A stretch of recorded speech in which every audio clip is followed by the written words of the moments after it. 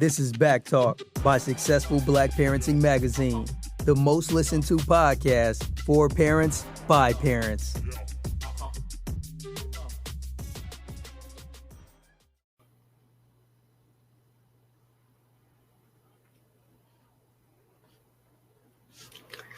Hey there, everyone, and thank you for joining us on Back Talk, the talk show for Black parents. And today we have Stephanie Humpries. She is a tech life specialist, and she's going to teach us everything we know to be on top of our teens, because you know they're smarter than us. So welcome, Stephanie. Thank you. Thank you for having me.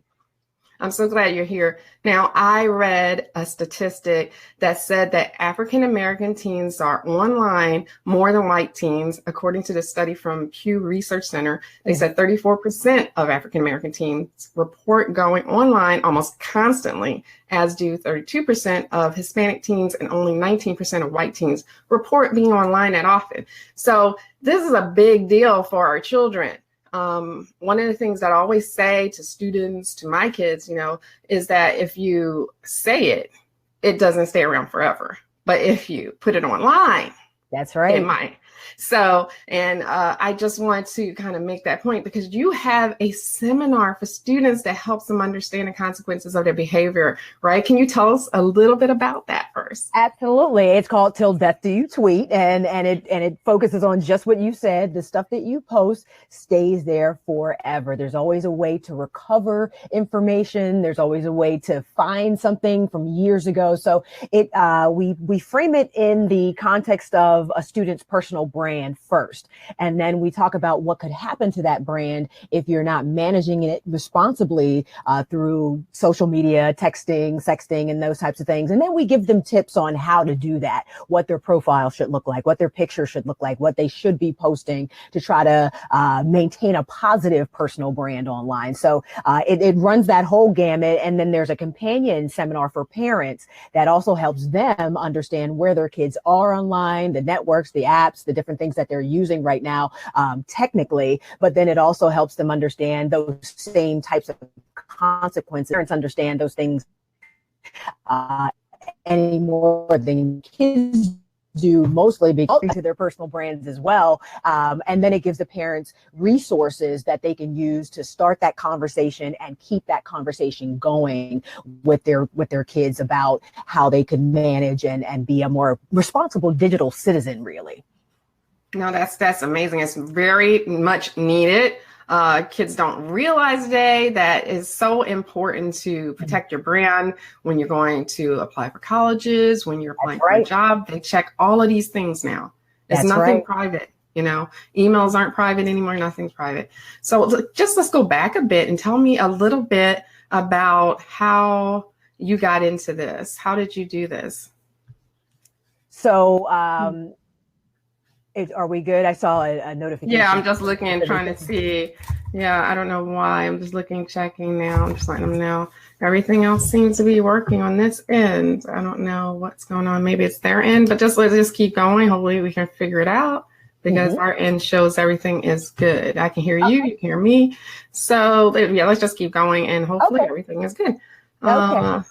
Yeah. So I was an engineer for a number of years. That's what my background in education and training is in. I got a bachelor's degree and a master's degree in engineering, and got out of that business altogether to get into the entertainment industry. So did a few different things around that. But then in 2011, sort of brought the two things together and started building my brand as a tech life expert. And basically all I do is help people understand how technology makes their lives easier. And about 5 years ago, I sort of put this whole thing together. I think I was calling it "What Happens on the Internet Stays on the Internet" at the time, but it was something that I could do for my friends that were principals or school administrators or teachers. When they asked me to come in and speak to their students, I thought that this content was a little more relevant and important than just kind of your typical career day talk or talk about what you do when you for a living and what you wanted to be when you grew up and all. And those things are important, but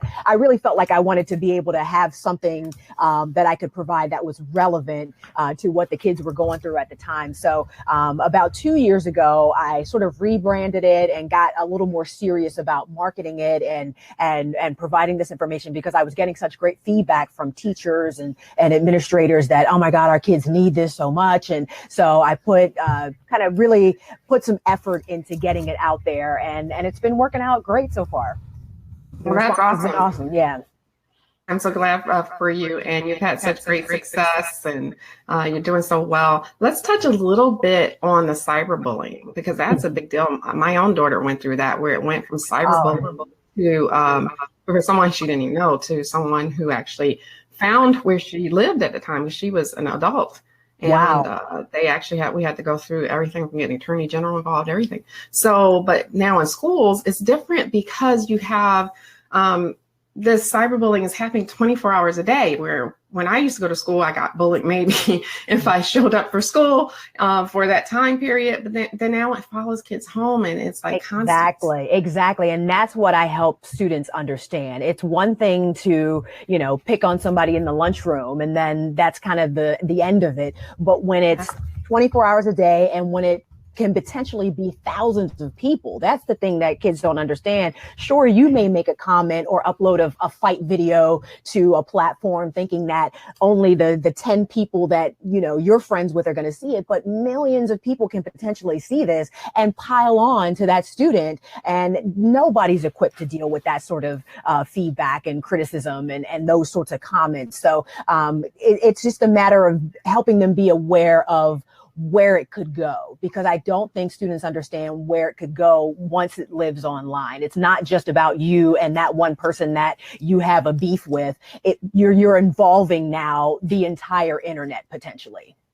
Absolutely. And it's such a sensitive age with teens to be bullied in the first place, but then to do it constantly and in large groups.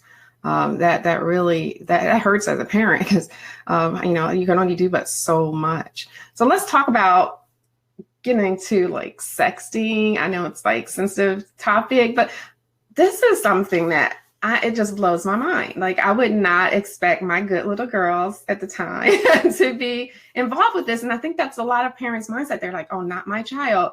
Right. So tell me what your experience has been with sexting and teens. Yeah, they're doing it. So if they're not doing it themselves and sending pictures themselves, they may have had pictures sent to them, or they know someone who, sent some pictures to somebody. Or I spoke at a high school last year, and they brought me in specifically because they had an incident in their cafeteria where all of the students had their AirDrop enabled on their iPhones. And for anybody watching that doesn't know what AirDrop is, it's a way to transfer pictures or contacts or content wirelessly between iPhones. And if you have your AirDrop on, any other phone within the range of that AirDrop that has their phone turned on will also get that content. So somebody sent the nude to someone else, but hundreds of other students in that cafeteria had their AirDrop turned on, so they all got the picture. And what I think students don't understand is, number one, you can still go to jail for that. Like, there are 37 states that don't have specific laws for minors as it relates to sexting. So if you get caught for this, if you're sending something to somebody and that person's parent decides they want to take it further and press charges, there are 37 states where you can still go to jail. You can still have to add your name to the sex offender registry list. There's a young boy, I believe his name is LeVar Allen, in Louisiana, who is dealing with this right now because he sent some pictures to a girl. Her dad didn't appreciate it, and he took it further, than I think anybody would expected it to go for just two kids that were, experimenting. And so I try to help young people understand that this is not a game. You know, there are real legal consequences to sexting if you get caught. You know, usually it will be, you know what, kids are going to be kids, and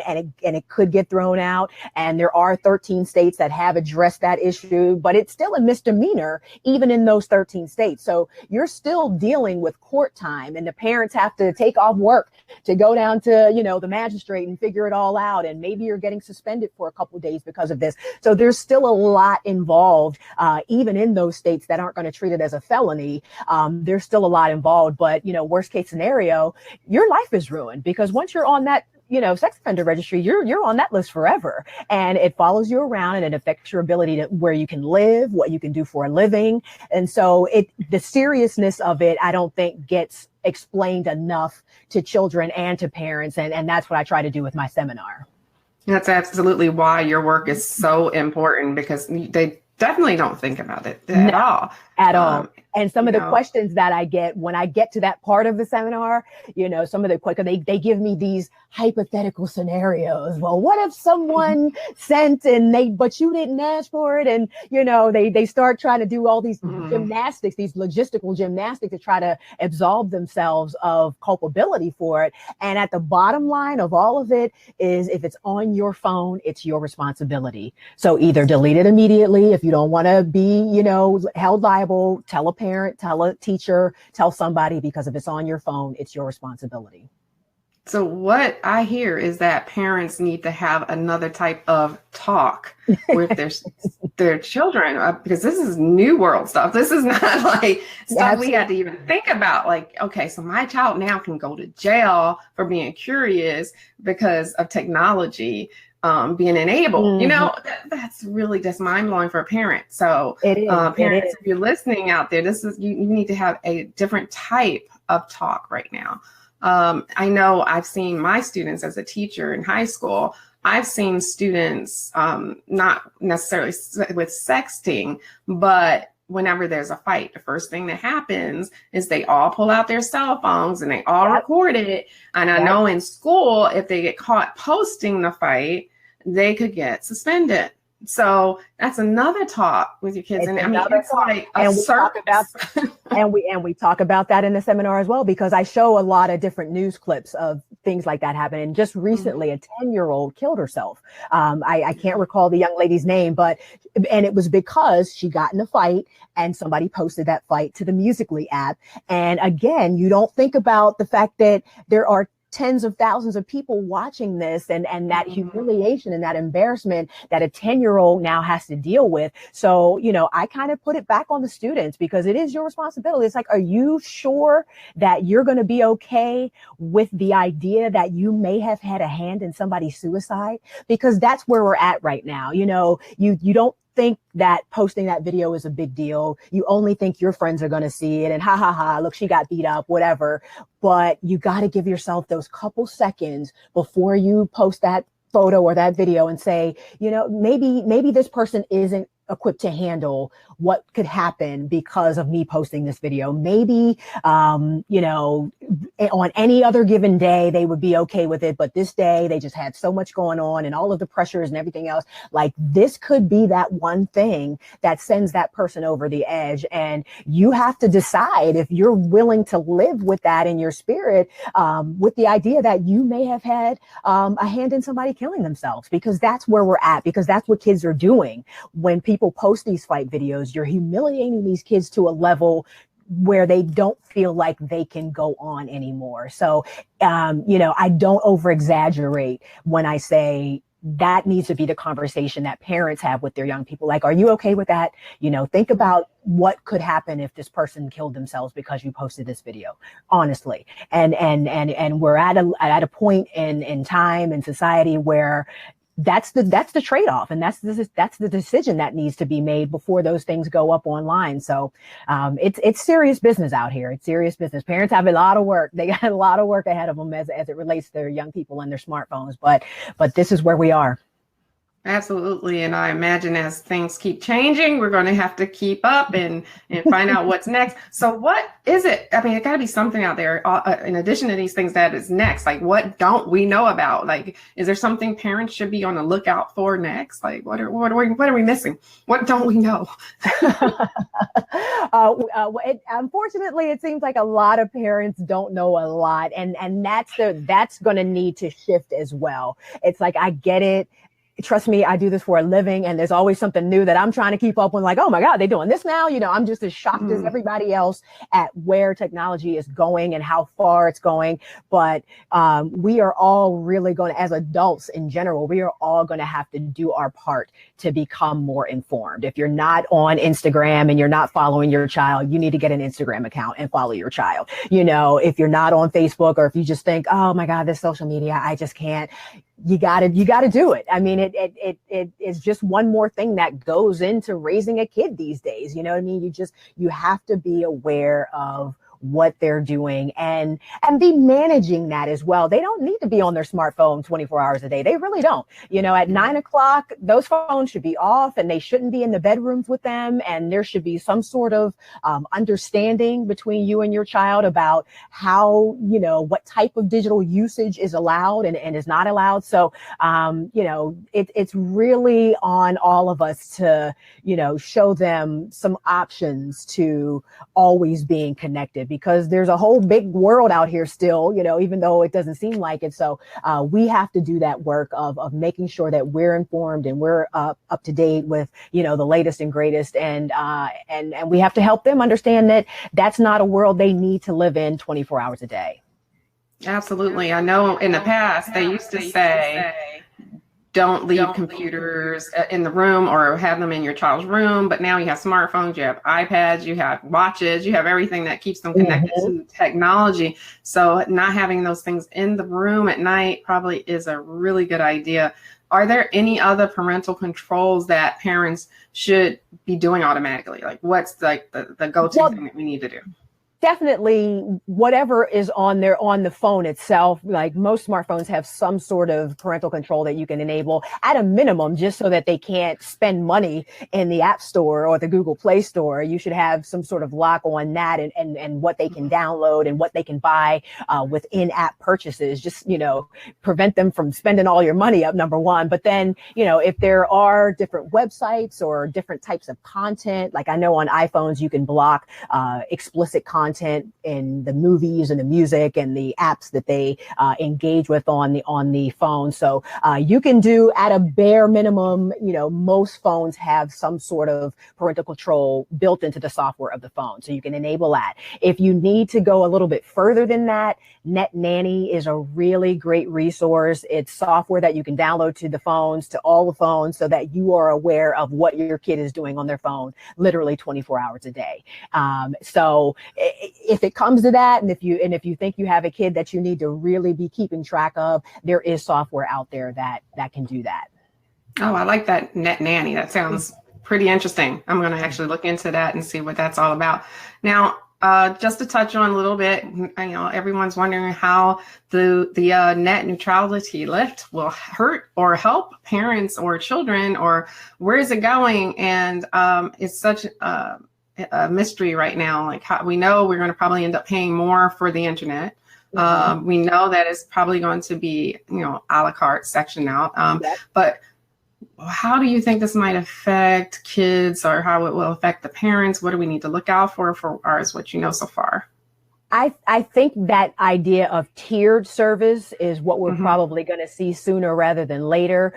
So I think it may actually benefit kids in a sense, to where they may not all be on social media 24 hours a day, because I think a lot of parents are probably not going to pay for whatever that, because there will most likely be a social media tier that is an add-on to the basic internet service, just like you have basic cable and then you pay for HBO and all that. Social media will most likely be a premium tier that gets added on to your basic internet service. So there are probably going to be a lot of parents that just can't afford to pay for that, or just aren't going to do it, because it's like, I'm not paying extra money just so my kid can be on Instagram. So it may end up sort of reversing a lot of what we've seen, because right now the genie is just completely out of the bottle.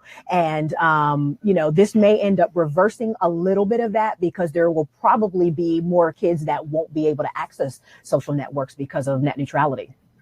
I can see that. I definitely can see that happening. So tell us where we can find you online. What's your website? You can check me out at tillbethdoyoutweet.com. I'm taking signups now for the online course for parents that's launching this month. And for anybody who's watching, the first 10 folks that register will get a discount. Awesome. Thank you for that. And you're also on Twitter. That's where I found you. Yeah, I'm at Tech Life Steph all across the web: Instagram, Twitter, Facebook, Tech Life Steph. And on Instagram, I do a 60-second tech break every Wednesday at 3 p.m. So a little nugget that you can use and incorporate into your life every week. Well, Stephanie, thank you for coming on Back Talk, the talk show for Black parents. If you're watching, be sure to follow us on social media. We're also at Black Parenting One all across the web. We were the first Black parenting magazine in the nation, so you can find us at Black Parenting One on Twitter, Instagram, Facebook. Until next time, we'll see you soon. All right. Thank you, guys. Thank you. Thanks for tuning in to Back Talk by Successful Black Parenting Magazine. We'll see you soon.